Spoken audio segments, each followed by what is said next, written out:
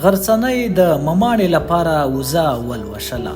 شیدې ویشولې، بیا یې په جام کې لږې یخې کړې. په مماڼه یو غړپ شیدې وڅښلې.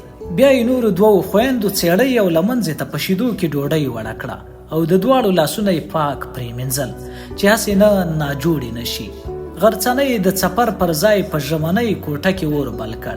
ویلې چې اوس به مې خوږ پلارجان له ځنګل نه راشي، ستړی به وي، ښه خوندوره د شیدو چای به ورته دم کم. هیله به یې زړه پې تود شي. غرڅنۍ د چای په دمولو بوخته وه چې کشر ماما یې کوټې ته راننوت. غرڅنۍ ورته خوشحاله شوه، خو ماما یې خفه معلومېده. غرڅنۍ ته یې وویل: غرڅنۍ، زه دا یو کټ درنه وړم، په کار مې دی. غرڅنۍ ورته ویل چې سمه ده. کله چې ماما یې کټ ته لاس کړ، غرڅنۍ لاس ونیوه. نه ماما، دا مه وړه، دا مې د مور کټ دی، دا بل در سره واخله. ماما یې غرڅنۍ پر تندي ښکل کړه.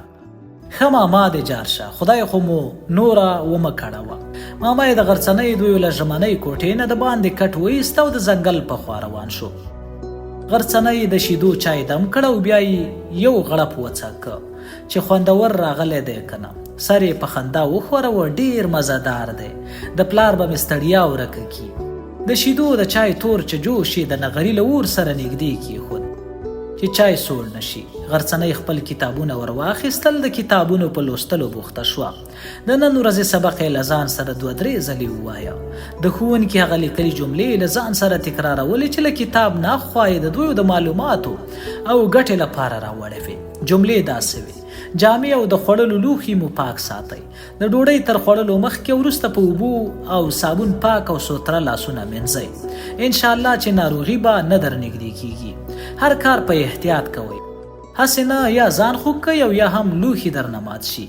که چېرته خدای مکه زخمی شوئ، خاورې، ری او نور شیان مه پیاچوئ. زخم په پاکه ټوټه وتړئ چې ګزک نه شي. که ډاکټر او کلینیک ته ناروغ رسېدی شي، باید دي چې زر ورسول شي. غرڅنۍ ډاډه شوه چې زوړ سبق یې زده دی. بیا یې د سبا ورځې په نوي درس پیل وکړ. هغه یې هم له ځان سره څو ځله ووایه. په کومو لغاتو چې نه پوهېده، د یاداشت په کتابچه کې یې ولیکل. ځان ته خوشحاله و چې له یوې ورځې نه بلې ورځې ته په لیکلو او لوستلو ښه پوهېږي. د خپل ښوونکي خبرې ور یادې شوې چې په ټولګي کې ورته کړې وې. ګورئ بچیانو، د هر کار د کولو او یادولو ځینې ښې طریقې هم وي. د سبق د ویلو او لیکلو هم ښې طریقې شته. زه همیشه له ځان سره دا چورتونه وهم چې څنګه سبق درته خوندور او آسان کم. باور وکئ، کله کله په خوب کې د سبق ویلو ښه او آسانه طریقه ووینم. د شپې چې راویښ شم، هغه طریقه له ځان سره یاداشت کم. بیا یې تاسو ته په ټولګي کې عملي یا پر تخته ولیکم او یا یې په خبرو کې درته بیان کم. تاسې هم له سبق ویلو او لیکلو سره دومره مینه پیدا کړئ چې په کومو طریقو یې نه پوهیږئ، هغه په خوبونو کې درته حل شي. د دنیا لوی لوی د حکمت والا خلک همداسې حکمت ته رسېدلي دي چې له ماشومتوب یې له علم او پوهې سره لیونۍ مینه لرلې ده. تاسې به یا لیدلي یا اورېدلي وي چې ډېر 2 کلن یا 3 کلن ماشومان، نجونې او هلکان شته چې مکمل قرآن شریف یې په یاد وي، ترجمه یې ورځي او د هر صورت هر یو آیات ورته معلوم وي. ډېر ماشومان شته چې په ماشومتوب کې په ډېر څه پوهېږي، په حساب او ریاضي پوهېږي، نورې ژبې ورځي، نقاشي کوي او یا هم نور حکمتونه یې زده وي. دا ټولې خبرې د غرڅنۍ په زړه کې ورتېرېدې. ورته خوشحاله وه چې سبق یې په ذهن کې ښه کینی. په خیال کې مور ورغله، ژړغونې شوه. ارمان چې مور مې ژوندی وی. دا ټول یاد کړي سبقونه او د ښوونکي خبرې به مې یو په یو ورته ویلي وی. ارمان چې مور مې ژوندی وی. دا ټول یاد کړي سبقونه او د ښوونکي خبرې به مې یو په یو ورته ویلی وی. مماڼه په زانګو کې راویښه شوه او ویې ژړل. غرڅنۍ اوښکې پاکې کړې او د مماڼې د زانګو په زنګولو بوخته شوه. په خواږه او ماشوم غږ یې ورته زمزمه پیل کړه: الله للو للو، لاس بګدمه په لیمو، لکه کسی به ساتمه خوږه خور د غرڅنو. په اسمان کې ګرځي زاڼه، په چمن کې سپینه بیاڼه، په زانګو کې خوبولې وړه خور مې د مماڼه. غرڅنۍ دې ته ورته سندرې له خپلې مور یاده کړې وه، خو دلته یې ځینې کلمې خپلې پکې ور واچولې. غرڅنۍ له دې ترانې سره خوشحاله وه چې کوټې ته مماګانو په کټ کې د غرڅنۍ پلار راوړ. پلار یې پر غرڅنۍ غږ وکړ: غرڅنۍ لورې چې ورخطا نه شي، ایله معمولي مې په ښه په تبر وهلې ده، په پښو راتلی نه شم ځکه یې په کټ کې راوړم. غرڅنۍ د مماڼې د زانګو پړی وغورځاوه، په ژړا او په منډه د پلار د کټ خواته ورغله. پلار یې غرڅنۍ په غېږ کې ور ونیوه او ښکلې کړه. غرڅنۍ هم د خپل پلار په ښکلولو سر شوه. پلار یې ورته ویل چې ماشومانو په ځنګل کې د نښترو په سټو کې په تبرونو ژور ځایونه جوړول چې بله ورځ ترې ژاولې راټولېږي. پلار یې وخندل، بیا یې ویل زه هم ماشوم شوم او په تبر مې د یوه نښتره په تنه کې د ژور ځای په کیندلو پیل وکړ. ما وی چې بله ورځ به تاسو لمنځې دویو ته ژاولې ترې راټولې کړم. غرڅنۍ د خپلې مور کیسه ورته پیل کړه. مور مې د خدای وبخي، راته ویل یې چې د شنو ونو وهل ګناه لري. وایي څوک چې شنې ونې وهي شنه ونه ورته زارۍ کوي چې مه مې وهه، خو څوک یې دا زارۍ نه اوري. دا یې هم ویل چې کله په تبر شنه ونه وهي، ونه چې اوبه کوي هغه اوبه د ونې اوښکې وي. پلار یې مسک شو، غرڅنۍ په غېږ کې ور ونیوله. غرڅنۍ په تبر زخمی شوي پښه وکتله. ورته ویې ویل چې خاورې خو به دې نه وي پرېښیندلي، په ناپاکه ټوټه به دې هم نه وي تړلې. زموږ ښوونکي صاحب ویل چې بیا زخم ګزه کېږي. پلار یې په خندا وویل زه وړې ډاکټرې، ګوندې زما پښه نه ګزه کېږي، غرنی سړی یم، هېڅ بلا به مې هم نه وهي. ماماګانو یې هم د غرڅنۍ په هوښیارۍ افرین ووایه. یوه ماما یې ویل مینه خور مې د خدای وبخي، همیشه به یې ویل چې غرڅنۍ مې وړه ډاکټره ده. د غرڅنۍ پلار ویل غرڅنۍ لورې په زړه مې ساړه ننوتي دي، لږه کوټه نوره هم ګرمه کا. غرڅنۍ دستي پاڅېده، د شیدو چای یې خپل پلار او ماما ته په پیالو کې واچوه. پلار ته یې ویل دا چې وڅښې زړه به دې تود کي، ګوړه مې ښه پکې ایښولې ده، شیدې مې هم ډېرې ور اچولې دي، په اور به هم لرګي کېږدم چې کوټه ښه ګرمه شي. دا 11 ورځې غرڅنۍ له خپل ماما سره د غره له کلي مکتب ته راتله. د دویو اوښ به هم د غرڅنۍ ماما په لرګیو باروه. غرڅنۍ به یې د باره په منځ کې تر کلي راوړه. د غرڅنۍ د پلار پښه ګزک شوې او پړسېدلې وه، له کټ نه هم په څه خوارۍ پورته کېده. غرڅنۍ او د غرڅنۍ ماماګان ورته په اندېښنه کې وو. یوه ماما خو یې لا دا هم ویل چې که په دې څو ورځو کې پښه جوړه نه شوه نو په اوښو به یې تر ښاره وړو. نن چې کله غرڅنۍ د مکتب لپاره ځان تیاراوه، پلار یې خپل خوب ور یاد کړ. ګوره غرڅنو مې، هغه سهار مې چې خوب درته ووایه هغه دې هیر نشي، خپل ښوونکي ته یې ووایه، ګوندې وي چې په معنا یې پوه شي. د غرڅنو سترګې له اوښکو ډکې وې. پلار ته یې سر وښواروه. پلار یې ورته وویل ته یو ځل دلته راشه. غرڅنۍ د پلار خواته ورغله. پلار یې پر سترګو لاسونه راتېر کړل او د غرڅنۍ اوښکې پاکې کړې. ورته ویې ویل غرڅنو مې، له تا سره اوښکې ښې نه ښکاري. غرڅنۍ دا ځل شونډې چیچلې او سر یې خوراوه. پلار یې ښکل کړ او رخصت یې ترې واخیست. ښوونکي په ټولګي کې شاګردانو ته نوی سبق ویلی و. شاګردانو پر سبق بحثونه کول، د ټولو ښه یاد شوی و.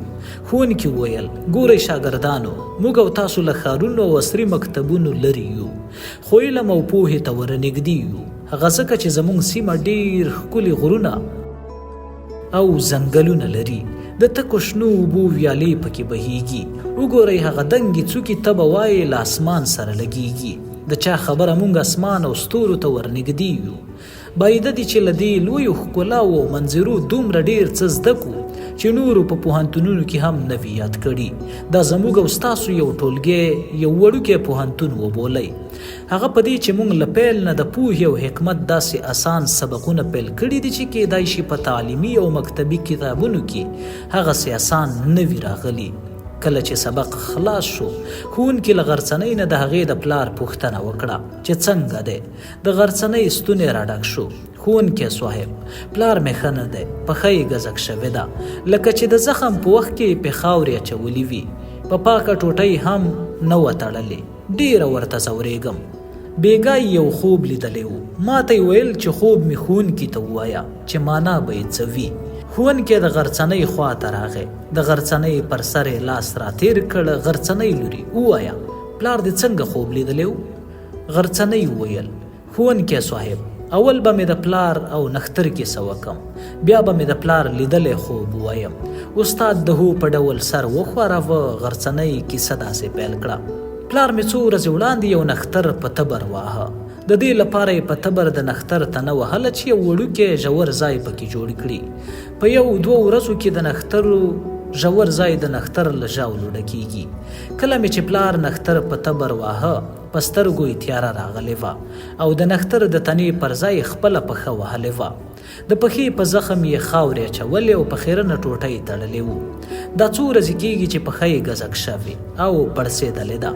خوب یې داسې لیدلی و چې همدې نښتر ته ورغلی وي، خبرې ورسره کوي او بښنه ترې غواړي. نښتر ورته وایي چې ما بښلی یې، خو د غره ټول کلي ته ووایه چې موږ شنې ونې دې په تبرونو نه وهي. هو، تا ته یوه خبره بله هم کوم، هغه دا چې ستا د ګزک شوي او پړسېدلې پښې دارو له ما سره شته، هغه دارو له ما نه یوسه. او کله چې نښتر دا خبرې زما پلار ته کولې نو پلار مې ورته غوږ و، خو چې خبره دې ځای ته راغلې وه چې ستا د پښې د زخم دارو له ما سره شته، دلته مې پلار له خوب نه راویښ شوی و. ښوونکي او شاګردان تر دې ځایه د غرڅنۍ خبرو ته غوږ و. دلته د شاګردانو ګونګوسې پورته شو. ښوونکي ویل غرڅنۍ بچو، پلار دې ښه خوب لیدلی دی، د نښتر خبرې دې ټول کلي ته ورسوي. د شنو ونو په نه وهلو کې لوی حکمت دی. بله دا چې نښتر د یوه ښه او مهربان طبیب غوندې د درمان خبره ورته کړې ده. ګورئ، د نښتر په خبرو لږ او ډیر زما سر خلاص شو. د نښتر په خبرو کې یو د حکمت راز دا هم دی چې که تاسو ته څوک ضرر هم رسوي تاسو ګټه ورسوئ. هغه ده چې بیا به ضرر رسونکي له ضرر نه لاس واخلي. ستا پلار ته نښتر خپل دارو ورکوي. دا دارو د نښتر هغه ژاوله ده چې ستا د پلار په تبر جوړ شوي ژور ځای کې به راټولوي. دا زموږ په سیمه کې د ګزک د زخم د تشولو او پاکولو لپاره د نښتر ژاوله په دې ښه ده چې موږ او تاسو د ډاکټرۍ له دارو درمان ډیر لري. غرڅنۍ لوري چې کله نن د غره کلي ته لاړه شي د هماغه نښتر ژاوله راوړه، د پلار د پښې زخم دی په تړه مو پاکو اوبو په لاسو ومینځه، بیا یې زخم په پاکه ټوټه وچ کړه. د نښتر ژاوله په پاکو اوبو کې وایشوئ. د نښتر له ژاولې به پوست کڼ جوړ شي، بیا هغه ایښېدلې ژاوله چې یخ او نرمه شي پر زخم یې کیږدئ او پاکه ټوټه ترېنه تاو کړئ. انشاءالله چې زوی او نوونه به یې راوباسي، بیا یې وخت په وخت زخم پاکوئ، ښه به شي. غرڅنۍ چې له مکتب نه رخصت شوه له ماما سره یې د غره کلي ته لاړه. کور ته په بیړه ننوته، د پلار پوښتنه یې وکړه. پلار یې له پښې نه په عذاب و. غرڅنۍ ډاډ ورکړ، ورته ویې ویل چې ښه خوب دې لیدلی و. د پښې د زخم دارو دې له نښتر سره دي. زه هم دا اوس له ماما سره مې ځم او هغه دارو ترې راوړم. غرڅنۍ یو جام هم له ځان سره واخیست. د غرڅنۍ پلار ترخه خندا وکړه. زما وړي ډاکټرې، نښتر خو څه ډاکټر نه دی چې دارو به ورسره وي. غرڅنۍ ورته ویل چې نښتر ډاکټر دی او ستا د پښې دارو هم ورسره شته. غرڅنۍ له کوره ووته، له ماما سره یې نیغه د ځنګل هماغه نښتر ته ورغله چې پلار یې په تنه کې وړوکی ژور ځای په تبر جوړ کړی و. د نښتر له ژور ځای نه یې ژاوله راټوله کړه او په جام کې یې کور ته راوړه. ژاوله یې په جام کې پر اور کېښوده، لږې اوبه یې هم ورسره ګډې کړې، لږه یې وایشوله، بیا یې دا ایښولې ژاوله په یخو اوبو کې د لږې شیبې لپاره کېښوده. ژاوله چې مخکې ډېره نرمه او سریښناکه وه اوس یې لږ ځان ونیوه، داسې جوړه شوه چې د زخم د پاسه تم کېدای شوه. غرڅنۍ هماغه د ښوونکي مشوره عملي کړه. د پلار د پښې زخم یې پاک اوبو باندې ومینځه، ژاوله یې پرې کېښوده او په پاکه ټوټه یې د پښې زخم ور وتاړه. د پلار په سترګو کې د درد او خوشحالۍ غبرګې اوښکې وې، خبرې یې نشوې کولی. ایله یې خپله غرڅنۍ لور په یو او بل مخ ښکلوله. د شاوخوا سیمو پاس د غره د کلي ژوند همداسې په یوه شان تېرېده. د خلکو په خوراک، څښاک او جامو کې هم څه ډېر بدلون نه و راغلی. په لاندې کلي کې هم هماغه یو مکتب ګوټی و چې اوس تر شپږم ټولګي رسېدلی و. اوس به د غرڅنۍ پر ځای څېړه یې له منځه او مماڼه د اوښ د بار په منځ کې کېناستې. د اوښ شاته به یې له پلار سره غرڅنۍ هم روانه وه. غرڅنۍ اوس پیغلو کوه، کله کله به یې پلار ورسره نه و. غرڅنۍ به په اوښ پسې شاته روانه وه. درې واړه خویندې به یې پاس د اوښ د بار په منځ کې ناستې وې. کتاب به یې غوړولی و او له یوې بلې به یې پاس د اوښ د پاسه پوښتنې کولې. دا صحنه به چې چا پر علم او پوهه مین سړي او ښځې ولیده له ډېرې خوشحالۍ نه به یې زړونه باغ باغ شول. دا هیله به ورته پیدا شوه چې که خدای جل جلاله کول په دې لرې سیمو، په دې دښتو غرونو کې به هم د پوهې مشالونه روښانه شي. که به پاس د اوښ د بار په سر کې د غرڅنۍ کومې خور ته څه پوښتنه پیدا شوه نو له غرڅنۍ به یې پوښتنه وکړه. غرڅنۍ به د پوښتنې ځواب ورکړ. که به پوښتنه د حساب وه نو کله کله به یې اوښ ودراوه، پر ورغوي به یې عددونه ولیکل، د جمع ضرب او یا د تفریق نتیجه به یې راوایسته او خویندې به یې پرې وپوهولې. بیا به یې نو اوښ پسې روان کړ. غرڅنۍ به په کور کې هم له خپلو خویندو سره په سبقونو کې کوښښ کاوه. خویندې هم تکړه شوې وې، ځینې نومونه او کلمې یې لیکلی شوې. اخر داسې وخت راغی چې غرڅنۍ له شپږم ټولګي فارغه شوه. پر دې خفه وه چې د دوی په کلي کې له شپږم ټولګي اخوا مکتب نه و. که څه هم دوی له خپل ښوونکي دومره څه زده کړي وو چې د چا خبره د 12م ټولګي له شاګردانو سره یې هم مقابله کولی شوه. ښوونکي ورته ویلي وو چې په کلیوالو غرنیو سیمو کې مکتبونه یا بیخي نشته او یا هم د ګوتو په شمېر دي. تاسو همیشه مطالعه وکړئ. په کورونو کې خپلو خویندو، ورونو او نورو خپلوانو ته سبق ور وښیوئ. یو به مو نورو خلکو ته خیر رسېدلی وي، بله دا چې ستاسو په حافظو کې به درسونه ښه ځای نیسي او له زده کړې سره به مو ملګرتیا نه پرې کیږي. غرڅنۍ د خپل ښوونکي خبرې ټینګې په غوږونو کې نیولې وې. خپلو خویندو او د غره کلي نورو ماشومانو ته یې همیشه سبقونه ښودل، خو زورېده دې ته چې کاشکې ډېرې زده کړې وکړي.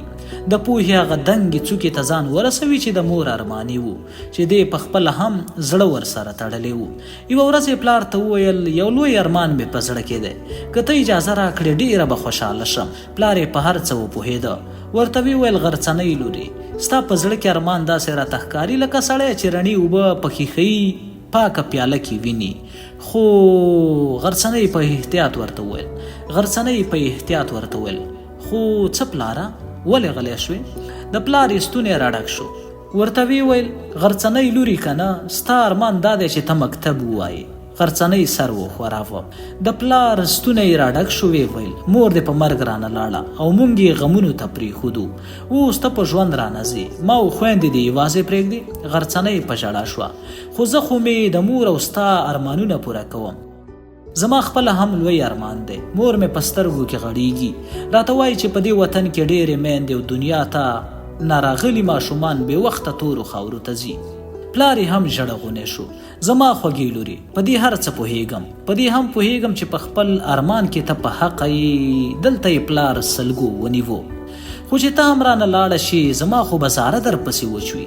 بله دا چې دلته نږدې مکتبونه هم نشته. غرڅنۍ په ژړا ورته ویل پلاره، زما خو زړه چې د خپلې خور ګلاندامې کره به اوسېږم او هلته به مکتب ته ورځم. د دوی له کور نه مکتب دومره نه دی لري، نیم ساعت مزل هم نه دی. خو چې ستا اوښکې او سلګۍ مې په زړه وي چې په یوه ورځ رئیس جمهور او یا پاچا کېږم، هم له تا نه به لرې لاړه نه شم. د غرڅنۍ پلار د بار په منځ کې اوښ چو کړی و. د اوښ دواړو انډیو ته یې د لرګو دوه ستنې لګولې وې. د اوښ د بار پړي یې ټینګول. تیر وختونه ور یاد شول. وفات شوې مینه په خیال کې ورغله. سوې ټپه یې پورته کړه. په زنډنیو مینو راغلم، مینې هغه د یاران تورې خاورې خورینه. ټپې په ځنګله کې انګازه وکړه. د ځنګل توره بلبله د څېړۍ له ونې والوته او په هوا کې خوږه ناره ترې پاتې شوه چې بیا ورو ورو په ځنګل کې ورکه شوه. څېړۍ یې له منځه او مماڼې کتابونه راخیستي وو او د پلار خوا ته را روانې وې. پلار یې د پټکي په پیڅکه خپلې اوښکې پاکولې.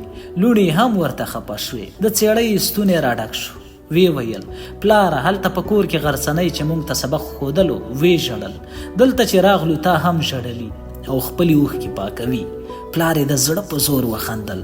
نه بچو، زه غټ سړی یم، ولې به ژاړم؟ هسې په سترګو کې مې لکه چې څه شی غورځېدلی و. سترګو مې اوښکې وکړې. پاتې شوه غرڅنۍ. هغه هسې لیونۍ ده چې ژاړي. هغه په دې خفه ده چې ولې مې د ګلاندامې دوی کره د مکتب ویلو لپاره ونه لیږله. هو، یوې خبرې ته یې ځورېږم چې په دې ورځو کې بیخي ډوډۍ ته زړه نه کېږي. خدای مکه ناروغه نه شي. پلار یې 3 واړه لوڼې د اوښ په منځ کې کېنولې. د اوښ د ګونډو پړي یې خلاص کړل. اوښ یې پاڅوه، د اوښ مهار یې ونیوه. د ځنګله له منځ نه یې لارې ته راویست. تر کلي پورې خبرې نه کولې. کله چې کلي ته راورسېدل، لرګي خرڅ کړل. د لرګیو په پیسو یې د چای او ګوړې تر څنګ یو څه میوه هم واخیسته. په زړه کې غرڅنۍ ته ځورېده. اوښ یې له یوې ونې سره وتاړه. بې له دې چې دمه وکړي یا په کلي کې له عزیزانو سره یوه خوله خبرې وکړي، نیغ د کلي مکتب ته را روان شو. تر چینار لاندې ښوونکی لکه مراقبه چې وي په فکر کې ډوب ناست و. شاګردانو تفریح کوله، چا منډې وهلې او څوک هم د چینار له څانګو په راځوړندو ټالونو زنګېدل. کله به یو نیم شوخ شاګرد دومره لوړه ټالۍ ووهله چې د چنار له نږدې څانګې به یې شنې پاڼې راوشوکولې. د غرڅنۍ پلار آرام آرام د ښوونکي خواته راغی، سلام یې واچوه. ښوونکي سلام واخیست، را ولاړ شو او په مینه یې د غرڅنۍ له پلار سره روغبړ وکړ. اول یې د غرڅنۍ پوښتنه ترې وکړه. د دې پوښتنې په ځواب کې د غرڅنۍ د پلار ستونی راډک شو. یوه شیبه غلی شو، بیا یې ښوونکي ته وویل: ښوونکی صاحب، خبره دا ده چې غرڅنۍ ګله مې ښه نه ده، زړه ته یې ژور خفګان لوېدلی دی. کله کله چې غږ پرې وکم دا په ژورو چورتونو کې ډوبوي. اشتها یې سوځېدلې ده او ډوډۍ ته یې زړه نه کېږي. د شپې تر ډېره ویښه وي. هغه پخوا د زړه زور یې هم نه دی پاتې. ویرېږم چې خدای مکه. ښوونکي یې خبره ونیوه او د غرڅنۍ د خفګان وجه یې ترې وپوښتله. د غرڅنۍ پلار د مکتب نه د منع کېدو ټوله خبره ورته تېره کړه. ښوونکي ورته ویل: ګوره د غرڅنۍ پلاره، زه پوهېږم چې تاسو غمجن شوي یاست. اوس د غرڅنۍ بېلتون نشئ زغملی. که زما منې چې هر څنګه کېږي غرڅنۍ دې ستا د مشرې لور کره لاړه شي، هلته د مکتب پیل کی. له خیره چې تر 12 ټولګي سبق ووایي پوهنتون ته به لاړه شي. که غرڅنۍ او زما د نورو شاګردانو ته د زده کړې لارې چارې برابرې شي، دوی به ډېره لویه پوهه حاصله کړي. ځانونو، کورنیو، وطن او ټول بشر ته به یې خیر ورسیږي. که ډېر پسې ځورېدې، کله کله به تاسې هم ورځئ. دا چې ته هره ورځ د غره له کلي نه کلي ته په اوښ لرګي راوړې، کیدای شي یو ځل یې په هفته کې بازار ته یوسې. هلته به هم لرګي په جګه بیه خرڅوي او هم به د غرڅنۍ او د بلې مشرې لور او د هغې د ماشومانو دیدن کوي. اخر هغه دې هم لمسیان دي. اورېدلي مې دي چې تر خپلو لوڼو زامنو هم لمسیان ډېر خواږه وي. وایي خپلې لوڼې زامن د ونو په شان وي، خو لمسیان او لمسیان لکه د دې ونو میوه داسې وي. دا خو به ته هم را سره منې چې میوه تر ونو خوږه وي. که څنګه؟ غرڅنۍ د ولسوالۍ د لیسې په اوم ټولګي کې شامله شوه. د خپلې مشرې خور ګلاندامې کره به اوسېده.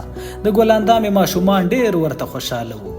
غرڅنۍ به د خپلو خوریونو خورزو سره سپارې او د مکتب لومړني کتابونه ویل. د ګلاندامې ماشومان په لږه موده کې په سبق کې تکړه شول. د سپارې ټول تورې او کلمې به ورته معلومې وي. خپل نومونه یې هم لیکلی شول. د ګلاندامې خاوند تواب خان ډېر خوشحاله و. ګلاندامې ته به یې ویل چې د غرڅنۍ راتګ زموږ لپاره یو لوی نعمت و. زما ماشومانو په کال کې هم دومره سبق نه شو زده کولی لکه په 2-3 میاشتو کې چې یاد کړ چې د پلار به یې غرڅنۍ ویادېده. نوح به یې په لرګیو بار کړ، نیغ به یې د ولسوالۍ بازار ته راوست. هلته به یې لرګي خرڅ کړل. د خپل کور لپاره به یې سودا واخیسته. د ګلاندامې دویو لپاره به یې هم څه میوه او د ماشومانو د لوبو ساده شیان واخیستل. دومره به په بازار کې منتظر و چې د مکتب د رخصتۍ زنګ به ووهل شو. د مکتب زنګ د دنیا له هرې موسیقۍ نه خوږ پرې لګېده.